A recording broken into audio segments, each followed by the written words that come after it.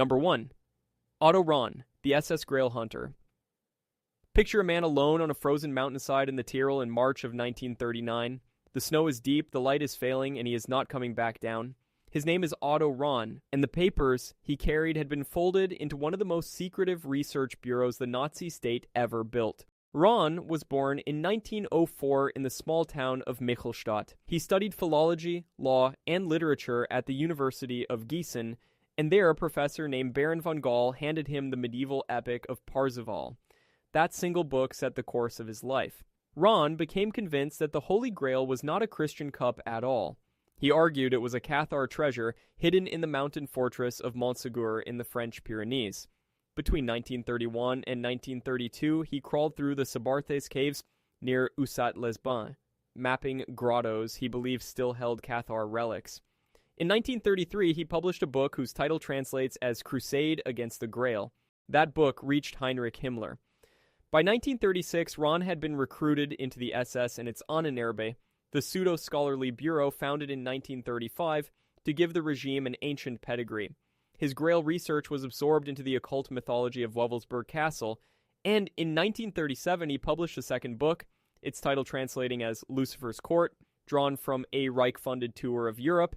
His work would later inspire the fictional archetype behind the Nazi Grail hunt of the Indiana Jones films. But Rahn was homosexual, and under the law known as Paragraph 175 that made him fatally vulnerable inside the SS, he was assigned guard duty at Dachau in 1937. In February of 1939, he resigned from the SS, an act almost no one survived making. Weeks later, he was dead on the Wilder Kaiser, officially by exposure, officially a suicide. Here, the accounts split. The mainstream reading is despair and freezing. A second reading points to the Cathar ritual of the Endura, a chosen death by fasting and cold. A third, darker interpretation holds that he was silenced, his death staged, his research quietly confiscated. No public autopsy survives to settle it. What is certain is that no Grail and no Cathar hoard was ever found at Montségur, where roughly 200 heretics burned in 1244. What did Rahn actually discover, and did it cost him his life? That question leads directly to a second Nazi expedition, one that reached the roof of the world. Number 2. Ernst Schafer and Bruno Beger, the Nazi Tibet expedition.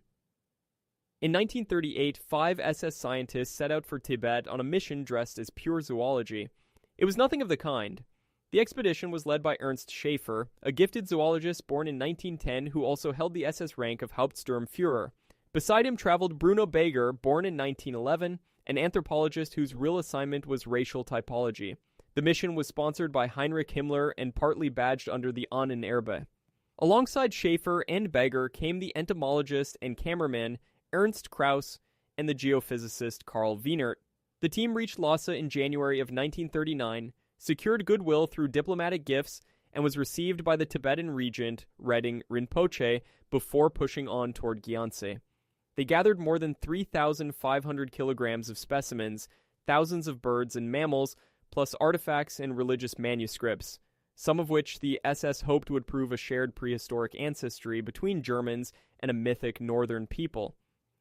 But Beger did something else. He measured the skulls and faces of around 376 people and made casts of roughly 17 of them, feeding a classified project on so-called Aryan origins. The science was a hybrid. Real geomagnetic surveys and genuine zoology sat beside Himmler's fringe theories about a frozen prehistoric cosmology. The team returned in August of 1939, greeted in person by Himmler himself. What happened next removes any doubt about the mission's character. Beger became entangled in the Jewish skeleton collection assembled at the Reich University of Strasbourg under the anatomist August Hirt. In 1943, Beger helped select victims at Auschwitz who were then murdered at the Natzweiler Struthof camp. He was convicted as an accessory to murder in 1971, receiving only a suspended sentence, and he lived until 2009, dying at 98. Schafer, meanwhile, ran the Ahnenerbe's Sven Hedin Institute, and after the war was dismissed merely as a fellow traveler. Krauss's footage became the 1943 propaganda film Secret Tibet. 3 interpretations compete over this expedition. The first says it was legitimate science hijacked by politics. The second says it was an occult quest for mythic origins. The third, and best documented by the historian Isrun Engelhardt, is that the mysticism was mostly later invention, and the true secret was measurable data gathered to justify genocide. That is the pattern to hold on to as the trail leaves Europe entirely and enters the rainforest. Number 3. Theodore Morde and the Lost City of the Monkey God. Some discoveries do not vanish into a jungle. They vanish into a single human skull, and die when that person dies. Theodore Morde was an American adventurer and journalist born in 1911 in New Bedford, Massachusetts. In 1940, he led an expedition into the Mosquitier rainforest of eastern Honduras for the Higher Foundation. When he came out, he announced that he had found the lost city of the Monkey God, the legendary Ciudad Blanca, or White City. He described a ruined city with a buried temple to a monkey deity, and he shipped back thousands of artifacts. Then, he did the thing that turned discovery into mystery. Fearing looters would strip the site, Morde refused to reveal its coordinates. He never told anyone where it was. His account drew on the traditions of the Pech and Mosquito peoples, who spoke of a sacred lost city in the deep forest. Morde was also a wartime intelligence operative. On June 26 of 1954, he was found hanged in Dartmouth, Massachusetts, and his death was ruled a suicide. The location died with him. For decades, the White City was a blank on the map. Then, technology reopened the file. In 2012, an airborne laser survey led by the filmmaker Steve Elkins and documented by the writer Douglas Preston revealed large ruins in a valley researchers labeled T1. A ground expedition in 2015 with the archaeologist Christopher Fisher confirmed a genuine pre-Columbian city with plazas, mounds, and a cache of stone sculptures, including a haunting were-jaguar. The culture was not Maya. It flourished between roughly 1000 and 1500 of the Common Era and collapsed after European contact brought a disease. Members of that modern team caught leishmaniasis, a flesh-eating parasitic infection from sandfly bites. So what did Morde actually find? The first theory says he reached this very city. The second says he embellished a real but lesser discovery. The third, now favored by scholars, says his artifacts came from elsewhere, and that the ruins found by laser were never his at all. His misleading route notes make it impossible to check. A discovery that dies with its finder leaves only legend, and legend is exactly what swallowed the next man whole. Number 4. Ludwig Leichhardt. Imagine the largest, best-equipped expedition of its age walking into an empty continent and leaving behind, in the end, a single scrap of brass. Ludwig Leichhardt was a Prussian naturalist, born in 1813 in Trebach. He studied natural sciences in Berlin and Göttingen and emigrated to Australia in 1842 to explore its unmapped interior.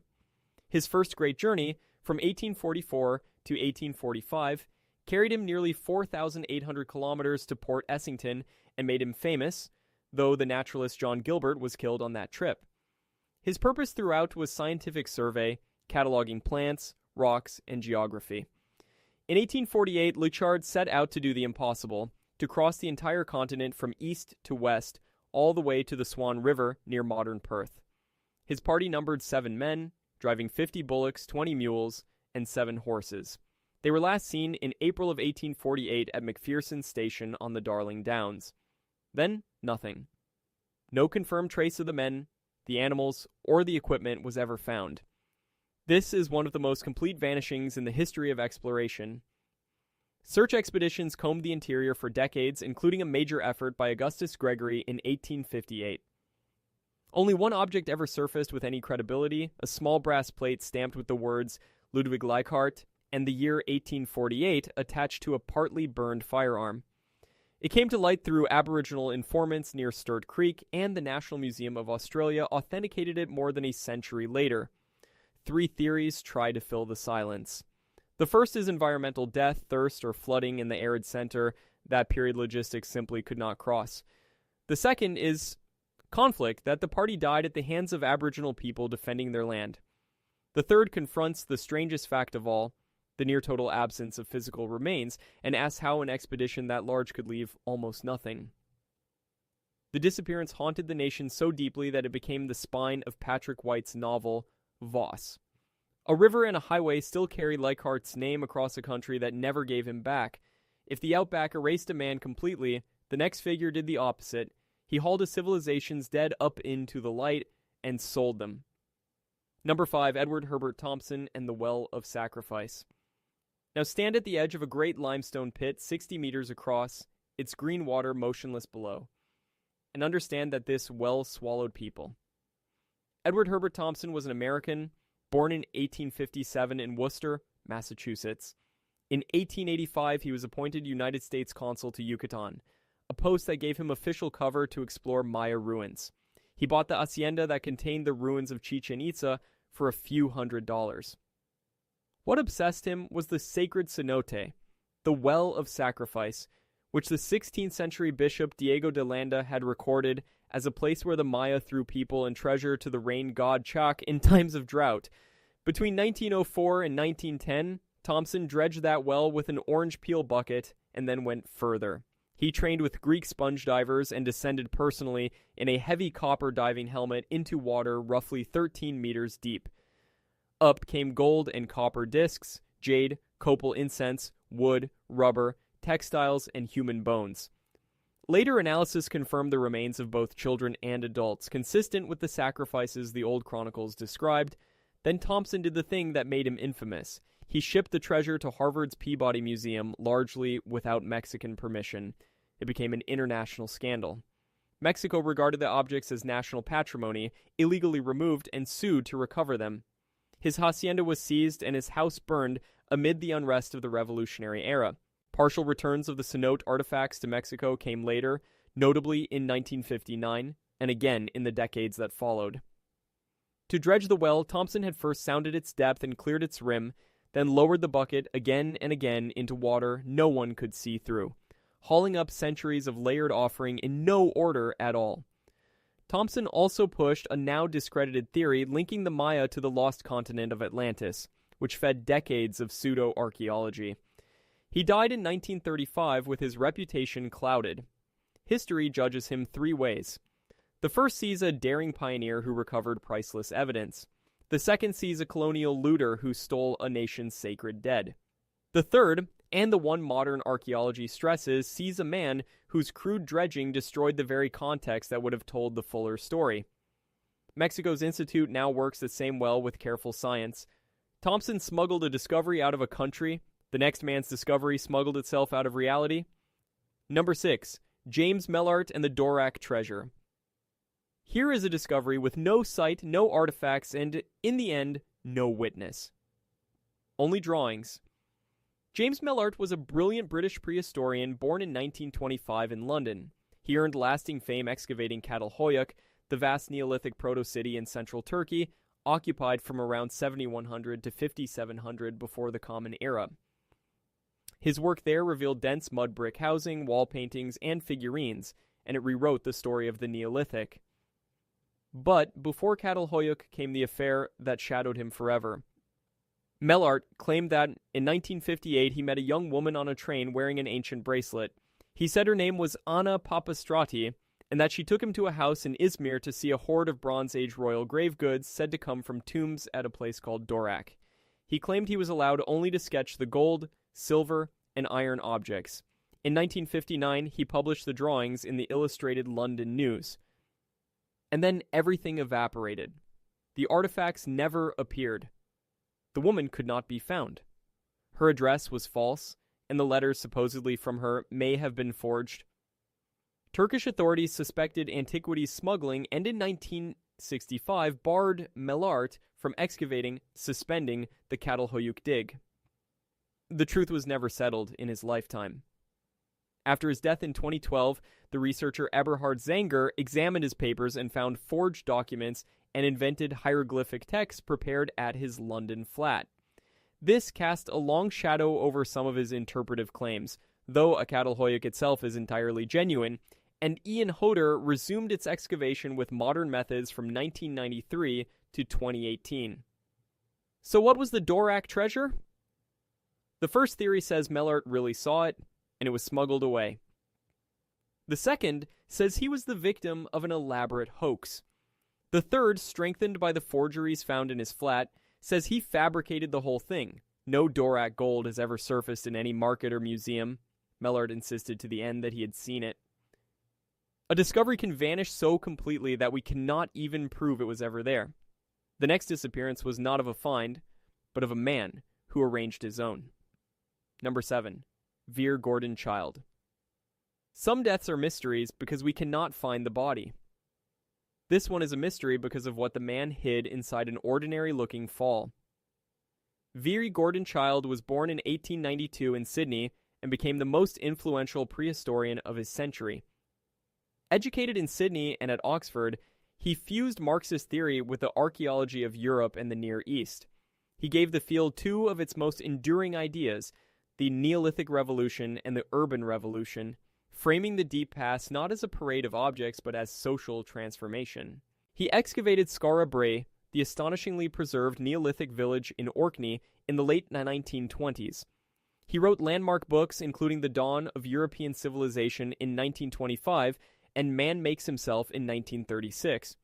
He held the Abercrombie Chair at Edinburgh, then directed the Institute of Archaeology in London. In 1957 he retired and returned to Australia. On the 19th of October that year, he fell to his death from Govet's Leap, a cliff in the Blue Mountains. At first it was recorded as an accident, entirely plausible for a man who studied the geology of that escarpment. But a letter he had written to a colleague, revealed to the public only in 1980, changed everything. In it, Childe wrote calmly about aging and the loss of his intellectual powers, and framed ending his life as a rational choice. He had removed his hat, coat, spectacles, compass, and pipe, and set them neatly at the cliff top before he went over. He was 65. The concealment held for more than 2 decades, which is what makes the death a genuine puzzle. 3 readings remain. The first is simple accident. The second is the philosophical suicide the letter describes, a deliberate exit on his own terms. The third is quieter despair, a fear of becoming irrelevant to a field he had transformed. Whichever is true, Skara Brae still stands, and his ideas still shape how we explain farming, cities, and states. Childe hid his intent behind an accident. The next figure hid a double life behind her scholarship and died leaving a question no one has ever answered. Number 8. Gertrude Bell. Consider a woman who mapped ancient ruins by day and shaped the borders of a modern nation by night, and who died with a bottle of pills beside her and no clear answer as to why. Gertrude Bell was born in 1868 in County Durham. In 1888, she became the first woman to earn a first-class degree in modern history at Oxford. She traveled the Ottoman Middle East, surveying and photographing ancient sites across Syria, Anatolia, and Mesopotamia, documenting the churches of Bin Birkalisi and the desert palace of Uqaydir. Her photographs preserve sites that have since been damaged or lost entirely. During and after the First World War, she worked for British military intelligence in the Arab Bureau in Cairo and then Baghdad. She was central to drawing the borders of modern Iraq and to installing King Faisal I after the 1921 Cairo Conference. She was appointed honorary director of antiquities, drafted Iraq's first antiquities law, and founded the Baghdad Archaeological Museum, which opened in 1926. Crucially, she insisted that excavated finds be shared with Iraq, rather than shipped wholesale to foreign museums, a stance well ahead of her time. But her final years were heavy with ill health, exhaustion, depression, and family financial trouble, all worsened by the Baghdad heat. On the 12th of July, 1926, 2 days before her 58th birthday, she died of an overdose of sleeping pills. Whether it was accidental or deliberate has never been resolved. She had asked her maid to wake her, a detail often cited against the idea of suicide. 3 interpretations stand. The first is an accidental overdose by an ill and exhausted woman. The second is a quiet, intentional suicide. The third is simply the collapse of a body pushed past its limits. Her letters, diaries, and photographs archived at Newcastle University remain a treasure for historians. And the museum she founded to protect Iraq's past was catastrophically looted in 2003, a bitter echo of everything she fought for. Bell's death is unresolved by exhaustion and ambiguity. The next disappearance was unresolved by an ocean, and perhaps by a deliberate silence. Number 9. Michael Rockefeller. Now put yourself in a swamped boat miles off the coast of New Guinea in 1961, watching a young man decide to swim for a shore lined with people who take heads.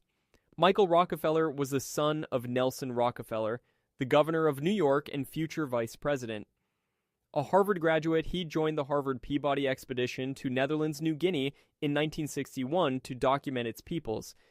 He was there to collect Asmat art, the towering biji poles, shields, and carvings for the Museum of Primitive Art. The Asmat were a headhunting culture, and by some accounts a cannibal one, living along a maze of swampy coastal rivers. On the 17th of November 1961, his catamaran was swamped by waves far offshore.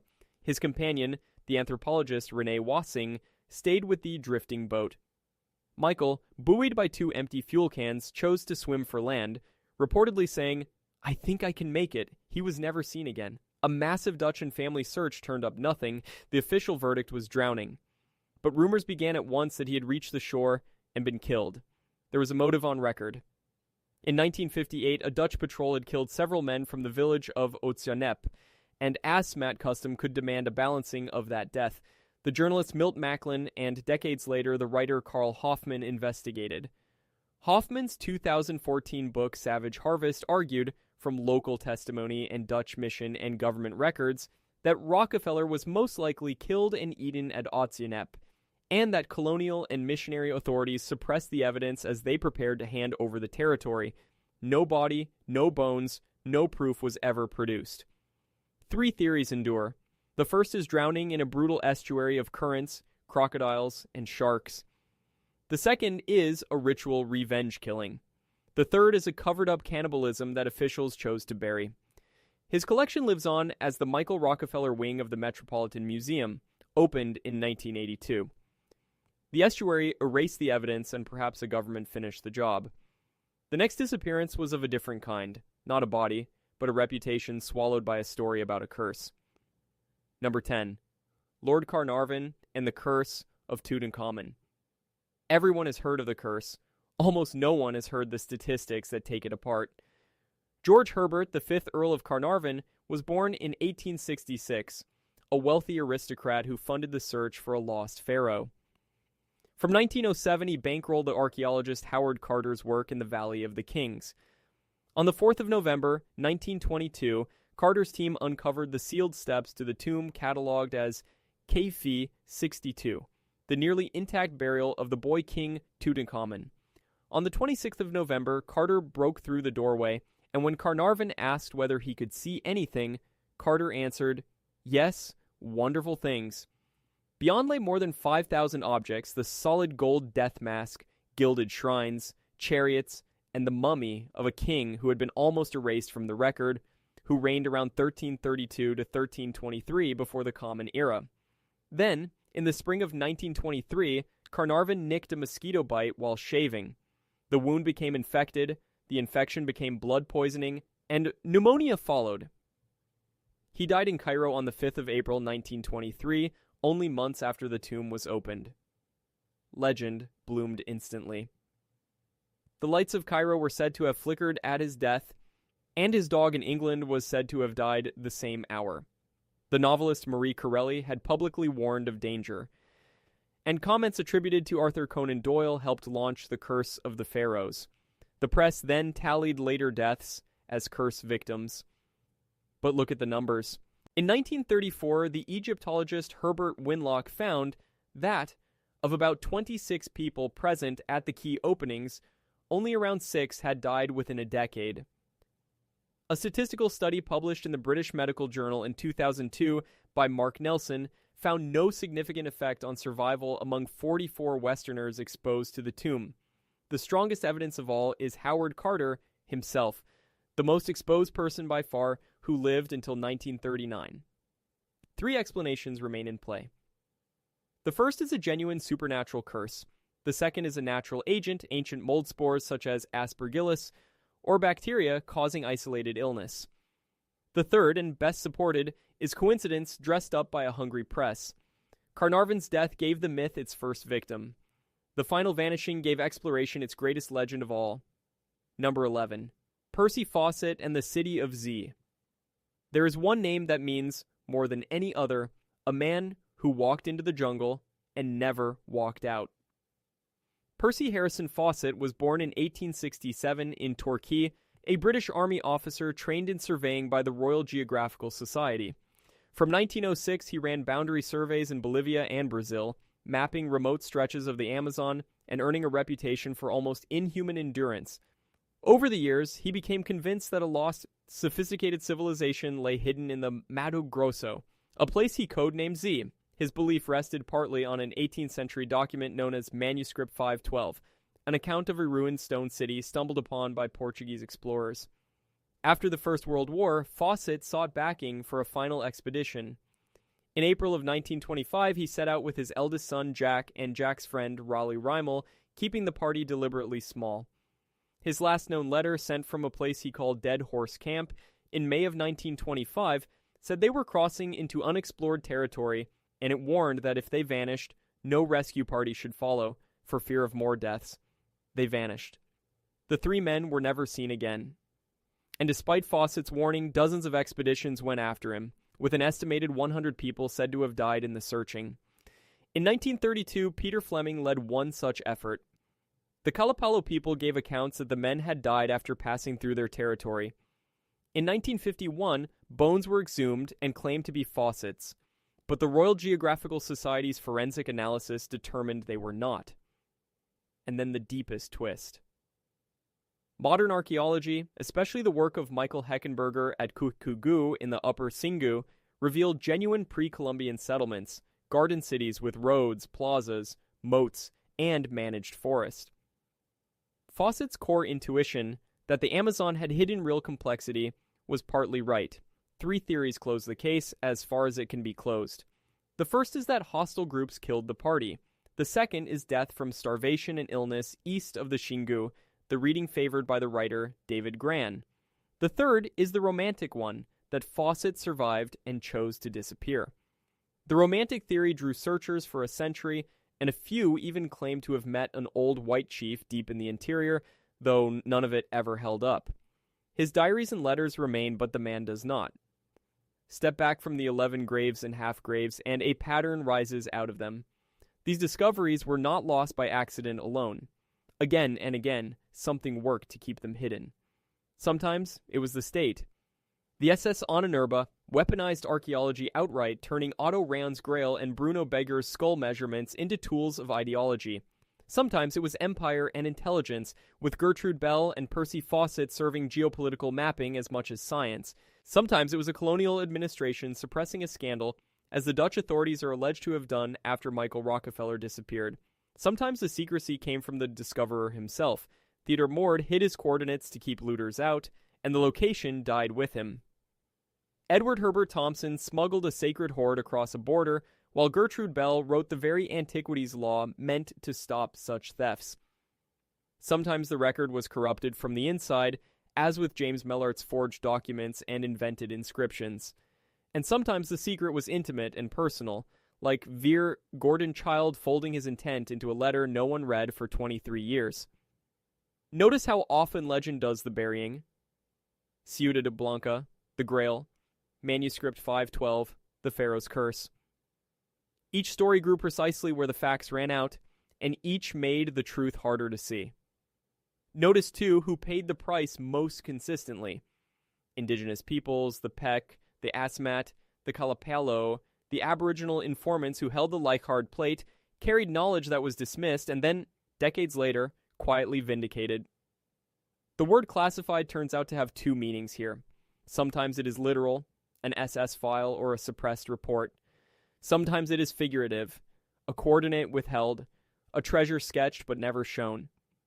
In every case, the effect is the same. Knowledge that belonged to a shared human story was locked away, and the question becomes not only what these people found, but how exactly a person or a discovery physically disappears. The machinery of erasure is disturbingly efficient, and each of these cases shows a different gear of it turning. The jungle is the most obvious. Canopy, rivers, and disease swallowed Morde's route, Fawcett's party, and the monkey god city so completely that only lasers could find the ruins again. The arid interior is quieter, but just as total. Leichhardt's expedition, 50 bullocks in all, left one scrap of stamped brass across an entire continent. Water is the great destroyer of evidence. The estuary that took Rockefeller carried currents, crocodiles, and sharks, any of which can erase a body within hours. Cold did its work on the Wilder Kaiser, where exposure killed Otto Rahn on a single freezing night. Then there are the human mechanisms, which are stranger. Vere Gordon Childe staged a scene, setting his belongings neatly at a cliff edge so that intent read as accident. Chemistry blurred Gertrude Bell's final hours, a barbiturate dose that no one can classify with certainty. A shaving nick and a mosquito killed Lord Carnarvon in an age before antibiotics, and a story about a curse rushed in to explain what a bacterium had already done. Paper can vanish as surely as flesh. Anna Papastradi's false address dissolved James Mellaart's treasure into thin air. Reports can be shelved before a change of government, as the Rockefeller evidence may have been. And distance itself defeats rescue, which is why Fawcett kept his party small and told the world not to come looking. There is one more mechanism worth naming, the failure of the bodies that do turn up.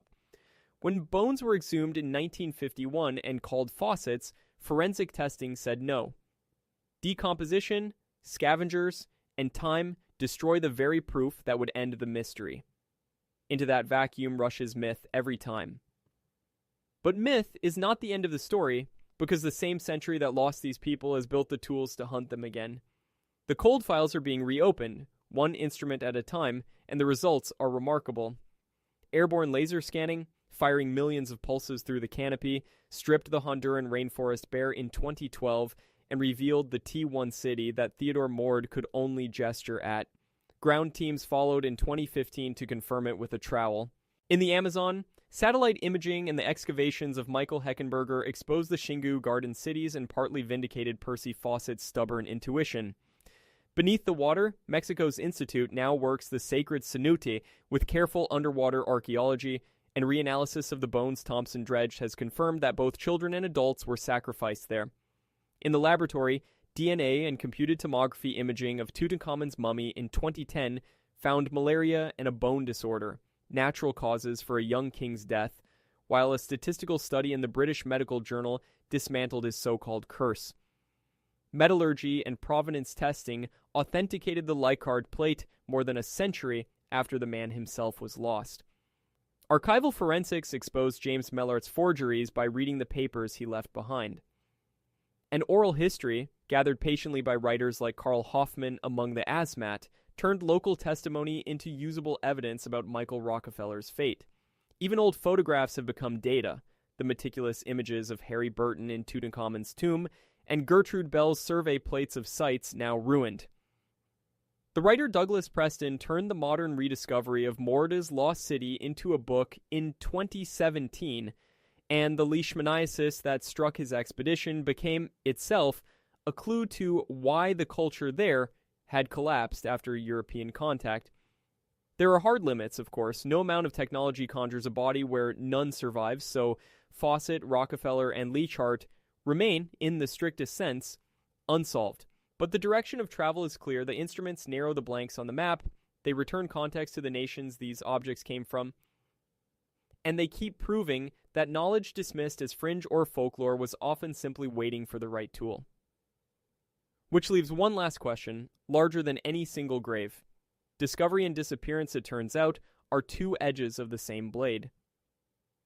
The drive that pushed these 11 people to the ends of the earth is the same drive that got most of them killed or lost. Obsession was the engine and the hazard at once. For Fawcett, chasing a city. For Rahn, chasing a relic. For Morde, guarding a secret so tightly it strangled his own discovery. Running underneath every case is a tension that never resolves, between the impulse to keep knowledge secret and the public's right to share in it. Empire and ideology only sharpened that tension, bending real science toward power, whether in Gertrude Bell's Borders or the An and Irby's skullcasts. And through all of it runs a quieter, recurring injustice, the indigenous peoples whose knowledge was taken, ignored, or buried, and then vindicated too late to matter to them. There is a difference worth honoring between a curse and a coincidence, and these stories reward the honest version every time. Because what each of these figures actually contributed still stands. Catalhoyuk and Skara Brae, the drowned offerings of Chichen Itza, the garden cities of the Tsingu, all of it entered the record and stayed. The missing bodies force a kind of humility on us, an admission that some questions do not close. The quiet endings, Childe on his cliff, Bell in her Baghdad room, sit beside the violent ones, Rockefeller in the surf, Morde at the end of a rope, and together they map the full cost of wanting to know. Technology narrows the gaps but never quite seals them. The archaeologist stands revealed as both the one who uncovers and the one who is swallowed. And so the map of the deep human past still has blank spaces on it, marked not with monsters now, but with names, 11 of them, and the discoveries they carried into places we have not yet reached. What else is still down there, waiting, classified by the earth itself, for someone with the right tool and the nerve to look?